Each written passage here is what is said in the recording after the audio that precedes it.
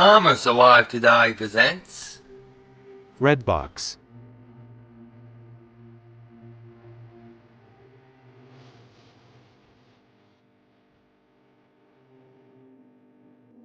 Redbox Automated Retail LLC was initially developed in Chicago as a part of Project 361, a McDonald's business expansion initiative. John Sexton Abrams, a strategy executive at McDonald's, designed the original concept as an immersive kiosk leveraging McDonald's product supply chain and geographic footprint to provide 24/7 access to fresh dairy and other products. Initially, the kiosks sold a range of goods under the name TikTok Easy Shop. In late 2003, McDonald's ended its use of the kiosks for these products. Instead, McDonald's executive Greg Kaplan decided to use the kiosks for DVD rentals, which was tested in Denver in 2004. The company also employed a return anywhere policy. Different from competitors, which allowed consumers to return their rental to any Redbox kiosk, not just the one from which they originally rented it. Kiosks rented both films and video games. Purchase by Coinstar. In 2005, Coinstar bought 47% of the company for $32 million, after unsuccessful attempts to sell half the company to Blockbuster and Netflix. In early 2008, Coinstar exercised an option to increase its share from 47% to 51%. In February 2009, Coinstar paid McDonald's between $169 and $176 million for the remainder of the company. While traditional brick-and-mortar rental stores were closing at a high rate, Redbox moved into existing retail locations such as supermarkets and placed kiosks within them or outside of them to gain access to that consumer base.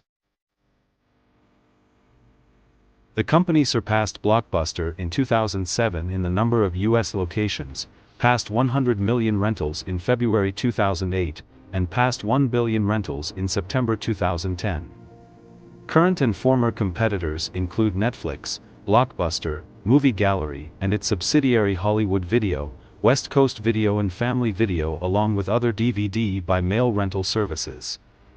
In Q2 2011, kiosks accounted for 36% of the disc rental market, with 38% of that attributable to rent-by-mail services and 25% to traditional stores, according to the NPD Group.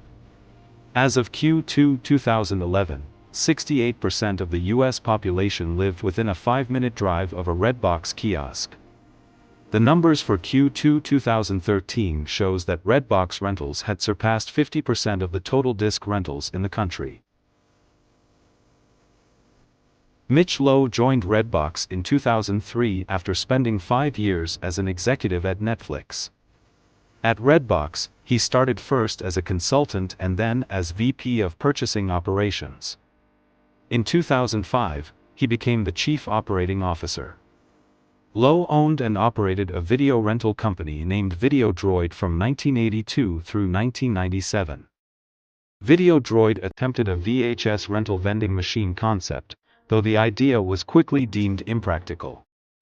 Lowe was named president of Redbox in April 2009. With growing concern in 2009 that DVD kiosks might jeopardize movie studio income from DVD sales and rentals, 3 major movie studios, 20th Century Fox, Warner Brothers, and Universal Studios, each refused to sell DVDs to Redbox until at least 28 days after their arrival in stores. Fox and Warner Brothers represented 62% of home video rental revenue in 2008 and 2009. Redbox responded by filing lawsuits, first, against Universal in October 2008, then against 20th Century Fox and Warner Brothers in August 2009. In August 2009, the federal judge hearing the Universal case allowed the antitrust claim to continue. In October 2009, 20th Century Fox and Warner Brothers filed motions to dismiss Redbox's lawsuits against them. During this time, Redbox continued to rent films from these companies, purchasing them at retail from places like Walmart instead of receiving them from the movie studios, which in some cases saved Redbox money due to the discounted prices offered by retailers. Other major studios Sony Pictures, Paramount Pictures, and Lionsgate signed distribution deals with Redbox. The Walt Disney Company permits third-party distributors to sell to Redbox, but has not entered into a direct relationship with the company. Both sides of the studio lawsuits pointed to these revenue-sharing deals to shore up their argument, with Redbox president Mitch Lowe saying, "Our growth can lead to theirs." For example, Redbox currently estimates we will pay more than a combined $1 billion over the next 5 years to Sony, Lionsgate and Paramount to purchase and then rent new-release DVDs to consumers, while Warner Bros. Says the deals are proof that far from being shut out by Hollywood, Redbox's business has thrived since its suit against Universal, underscored by lucrative distribution deals with Paramount Home Entertainment, Sony Pictures Home Entertainment, and Lionsgate. Redbox entered into an agreement with Warner Bros. On February 16, 2010, followed by Universal and Fox on April 22, 2010. In the agreements, which settle the lawsuits, Redbox agreed to not make available for rental films from these studios until 28 days after their initial home video releases. Redbox continued to sign additional and new distribution deals with these and other movie studios. By 2017, titles from Fox and Warner became available on Redbox 7 days after their initial home video release. In July 2010, Redbox announced that they were beginning to rent Blu-ray movies at 13,000 kiosks nationwide, and Blu-ray discs were available across the Redbox network by the fall of 2010. In October 2010, the company began testing video game rentals in Reno, Nevada, Orlando, Florida, Stevens Point, Wisconsin, Austin, Texas, Wilmington, North Carolina, and Corvallis, Oregon.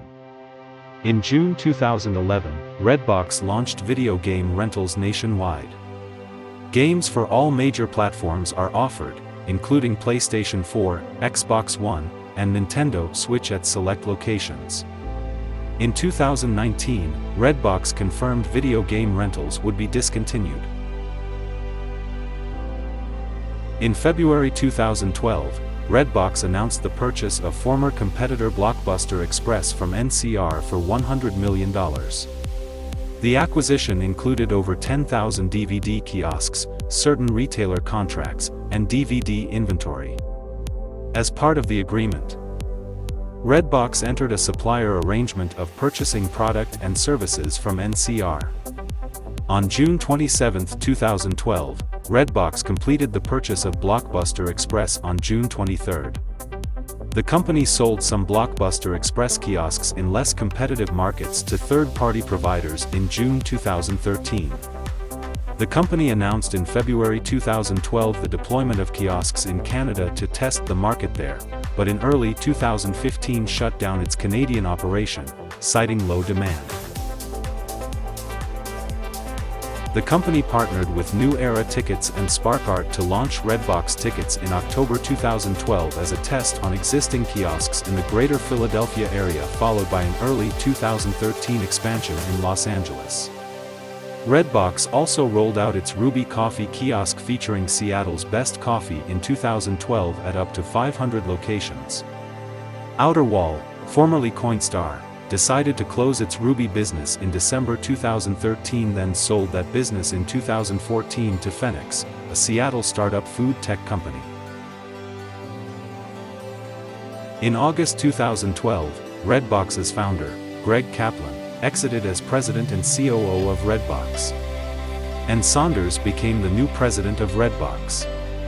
In July 2013, Redbox announced its 3 billionth rental of a disc, counting both movies and games. The number of items rented from kiosks annually peaked in 2013, with 772.87 million rentals.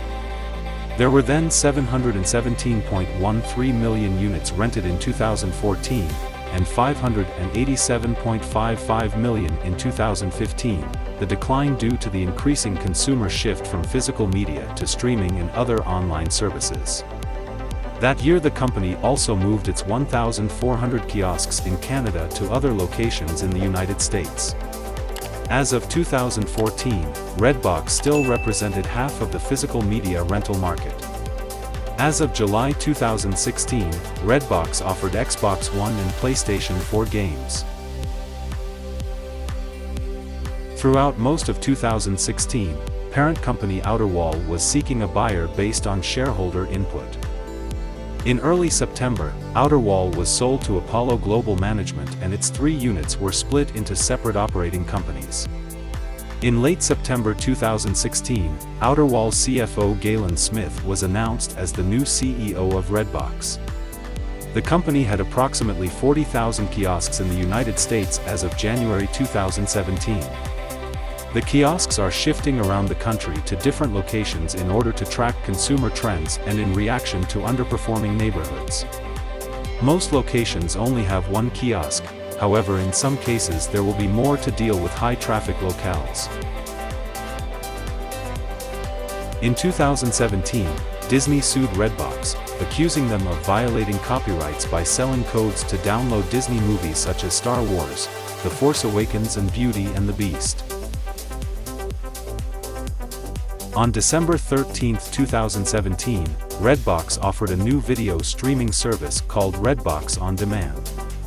The percentage of consumers renting or purchasing movies from Redbox rose in the fourth quarter of 2017 from the third quarter, according to a TiVo survey.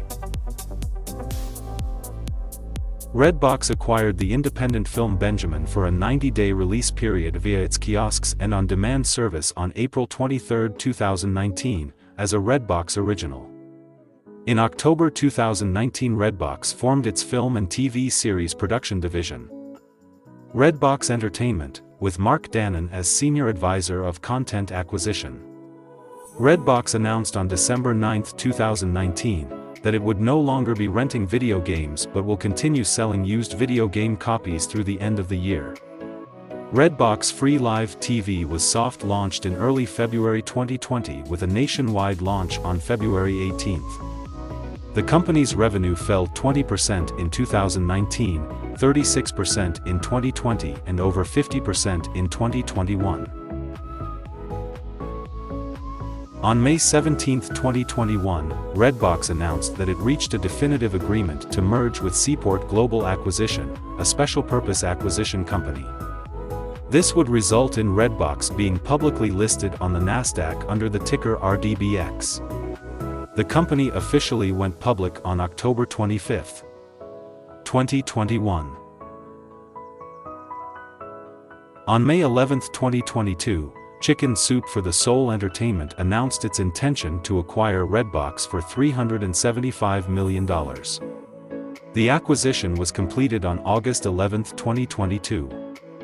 At the end of 2022, the company operated about 34,000 kiosks nationwide, and plans to increase that number with 1,000 more kiosks in 2023.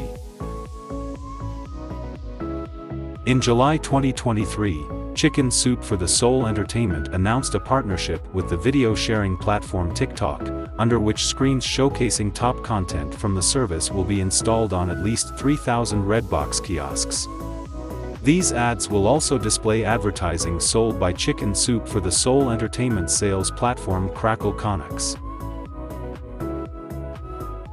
On April 23, 2024, Chicken Soup for the Soul announced a $636.6 million loss in 2023, and warned that without any options to generate additional financing, the company may be forced to liquidate or pause operations, and seek a potential Chapter 11 bankruptcy protection filing. However, Chicken Soup for the Soul did also report that Redbox's sales increased last year, seeing a 66% increase in annual revenue to $112.7 million. On June 29, 2024, the company filed for Chapter 11 bankruptcy protection after missing a week of paying its employees and failing to secure financing. On July 10, 2024, a bankruptcy judge ordered to convert Chicken Soup for the Soul's Chapter 11 bankruptcy into a Chapter 7 bankruptcy liquidation after accusing the company's previous CEO of misusing the business and failing to pay employees or support healthcare. With the Chapter 7 conversion, the company's assets will be liquidated, resulting in the cessation of its subsidiaries, including Redbox. In addition, over 1,000 employees will be laid off and over 26,000 Redbox kiosks will shut down permanently.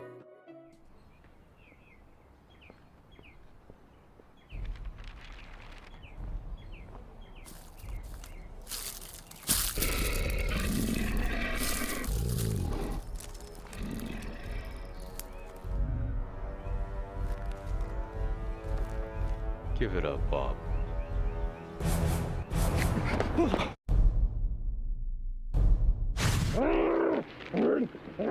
If you have any fond memories, please indicate it at the comments below.